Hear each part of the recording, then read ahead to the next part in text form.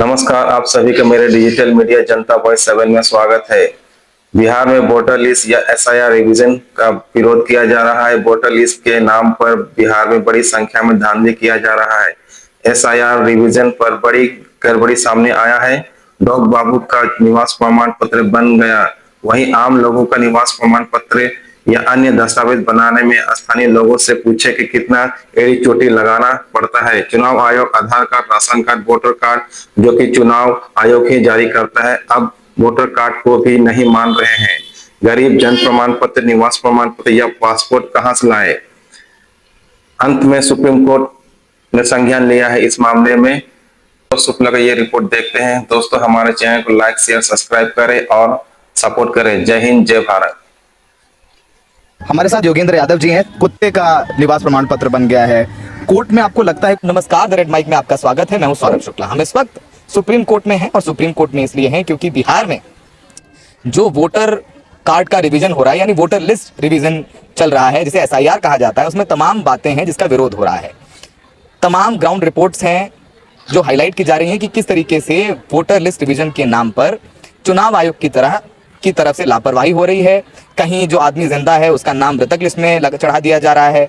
आधार card को consider नहीं किया जा रहा है। जो चुनाव आयोग ने खुद वोटर कार्ड बनाया है वो उसको कंसिडर नहीं किया जा रहा, उसको नहीं माना जा रहा है। राशन कार्ड को नहीं माना जा रहा है और माना जा रहा है कि निवास प्रमाण पत्र दीजिए, बर्थ सर्टिफिकेट दीजिए, पासपोर्ट दीजिए। अब बताइए, पासपोर्ट गरीब आदमी कहाँ से लाएगा? उसका तो बना नहीं है। तो इन सब तमाम मामलों पर सुप्रीम कोर्ट में सुनवाई हुई और सुप्रीम कोर्ट में जस्टिस सूर्यकांत ने पूछा सरकार से, तो आप तो सरकार समझें तो ये गलती कहेंगे हम, सरकार ने चुनाव आयोग से पूछा कि भाई आप आधार कार्ड तो मान रहे हैं, तो चुनाव आयोग ने कहा कि हम आधार कार्ड नहीं मान रहे हैं। पिछली सुनवाई में भी सुप्रीम कोर्ट ने कहा था कि भाई आप आधार और वोटर आईडी कार्ड तो मानिए, लेकिन चुनाव आयोग ने नहीं माना और यही सुझाव सुप्रीम कोर्ट की तरफ से दिया गया है। इस पूरे मामले पर आपको एक जरा ये तस्वीर दिखाते हैं। ये तस्वीर है निवास प्रमाण पत्र की जो सरकार की तरफ से दिया गया है।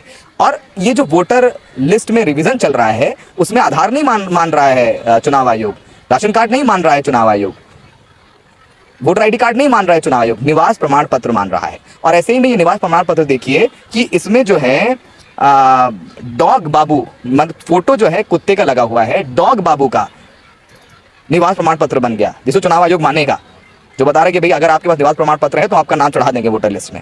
अब ये जरा देखिए कि डॉग बाबू का बन गया निवास प्रमाण पत्र, सन ऑफ कुत्ता बाबू का निवास प्रमाण पत्र बन गया, यानी जिसका निवास प्रमाण पत्र है डॉग बाबू, फोटो भी कुत्ते की लगी है और पिता का नाम जो है कुत्ते बाबू का है। और ये लिखा हुआ है प्रमाणित, इसमें लिखा हुआ है प्रमाणित किया जाता है डॉग बाबू, पिता कुत्ता बाबू, माता कुटिया देवी, ग्राम मोहल्ला कौलीचक, वार्ड 15, डाकघर मसौड़ी, पिन कोड मसौड़ी, प्रखंड मसौड़ी, मसौड़ी जिला पटना, बिहार के स्थानीय निवासी हैं। ये सरकार ने खुद बना के दिया है निवास प्रमाण पत्र जो आप अपनी स्क्रीन पर देख रहे हैं। तो सोचिए कि कुत्ते का निवास प्रमाण पत्र बन रहा है, इसको लेकर के काफ़ी आउटरेज है। कांग्रेस की तरफ से बयान आया है। कांग्रेस ने ये भी कहा है कि बिहार में आम आदमी का वोट कट रहा है, कुत्ते का प्रमाण पत्र बन रहा है। ये सुप्रिया श्रीनेत ने ट्वीट किया इस पूरे मामले पे। इसी तरीके से ये पूरा एक सोशल मीडिया पे हंगामा है इस मामले पर कि किस तरीके से चुनाव आयोग की तरफ से सब किया जा रहा है। और ये जो निवास प्रमाण पत्र मान रहे हैं उसमें कुत्ते का निवास प्रमाण पत्र बन जाता है और आम आदमी को वोट देने के लिए, निवास प्रमाण पत्र बनाने के लिए सरकारी दफ्तरों के चक्कर लगाने पड़ रहे हैं। पासपोर्ट बनवाने के लिए आपको पता है वो तो बन ही नहीं सकता है। चुनाव इसी साल होने हैं और इस साल जब चुनाव होने हैं उससे पहले वोटर लिस्ट में रिवीजन कराने का क्या औचित्य है, ये सवाल सुप्रीम कोर्ट ने भी उठाया था। अब इस मामले में आगे क्या होता है नहीं पता। सुप्रीम कोर्ट ने कहा है कि कल मंगलवार को 10:30 बजे एक लंबी सुनवाई होगी जिसमें एडीआर जो सुप्रीम कोर्ट गया इस पूरे एसआईआर के खिलाफ, मनोज झा गए हैं, योगेंद्र यादव, ये तमाम लोग गए हैं, इनको सुना जाएगा। फिर चुनाव आयोग का पक्ष सुना जाएगा। चुनाव आयोग ये कहता रहा है कि देखिए हम तो साफ कर रहे हैं कि आधार एक्ट में भी लिखा है कि आधार कार्ड वो पहचान पत्र है, वो नागरिकता का प्रमाण नहीं हो सकता, इसलिए आधार कार्ड हम नहीं मान रहे हैं। लोगों ने बहुत फर्जी राशन कार्ड बनवा रखे हैं इसलिए नहीं मान रहे हैं। लोगों ने फर्जी वोटर आईडी कार्ड बनवा रखे हैं, तो भाई वोटर आईडी कार्ड तो चुनाव आयोग ने ही बना के दिया ना, तो अगर फर्जी बने तो किसकी जिम्मेदारी? चुनाव आयोग की जिम्मेदारी है। तो चुनाव आयोग ये बताए कि क्या 2024 में वोटर जो वोटिंग हुई है बिहार में वो फर्जी चुनाव में जो वो फर्जी वोटर आईडी कार्ड पर हुई है, यानी जो वहां पर जीती एनडीए, बीजेपी और जेडीयू, तो क्या वो फर्जी वोटर आईडी कार्ड पर जीती है? तमाम सवाल हैं जिस पर चुनाव आयोग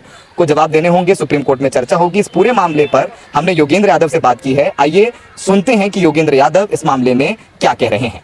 हमारे साथ योगेंद्र यादव जी हैं। सर, आज कोर्ट में हियरिंग हुई, आप लोगों को लग रहा है लगातार जिस तरीके से आप भी वहां गए, आपने लोगों से जन सुनवाई करी, तमाम बातें हैं, कुत्ते का निवास प्रमाण पत्र बन गया है, कोर्ट में आपको लगता है कोई रिलीफ मिलेगी? आज कोर्ट का रुख क्या रहा? नहीं, आज खास सुनवाई हुई नहीं, क्योंकि लगभग एडजॉर्न कर दिया गया। बस छोटी सी 5 मिनट के लिए बातचीत हुई और जजेस ने कहा कि ये देखिए आधार तो स्वीकार कर लिया इन लोगों ने। तो हमारे वकीलों ने कहा कि दरअसल इलेक्शन कमीशन ने स्वीकार नहीं किया है और सारा खेल यही है कि इलेक्शन कमीशन इस पे एक एम्बिग्यूटी रखना चाहता है कि आधार को स्वीकार किया या नहीं। और उनके वकील कह रहे थे कि देखिए हमने आधार के लिए तो रखा है, उसके अंदर फॉर्म में हमने ईसीआई का एपिक कार्ड का नंबर भी पूछा है, लेकिन ये कहने को तैयार नहीं थे कि हम एपिक कार्ड और आधार को स्वीकार करेंगे। तो हमारे वकीलों ने कहा कि देखिए इन्होंने साफ साफ इनकार कर दिया है इसे स्वीकार करने से। तो कोर्ट इन सब मामलों को कल सुनेगा। कल वो कह रहे हैं कि तारीख देंगे, तो कल 10:30 बजे मामला आएगा। सर, ड्राफ्ट लिस्ट तो सबमिट हो गई है। पिछली बार चुनाव आयोग ने कहा था कि इस लेवल पर ना रोका जाए, आपने भी जन सुनवाई करी, आपको कहाँ कहाँ लग रहा है, मैं दर्शकों को समझा सकें, बहुत लोग क्लैरिटी नहीं है क्योंकि अब पूरे देश में होने वाला है, it's not just related to Bihar. तो आपकी जो जन सुनवाई में ऐसी कौन सी बातें निकल करके सामने आई जो आपको व्यक्तिगत तौर पर लगता है, इस पर आपने चर्चा भी की थी, जो बहुत बड़ी खामी है चुनाव आयोग की तरफ से?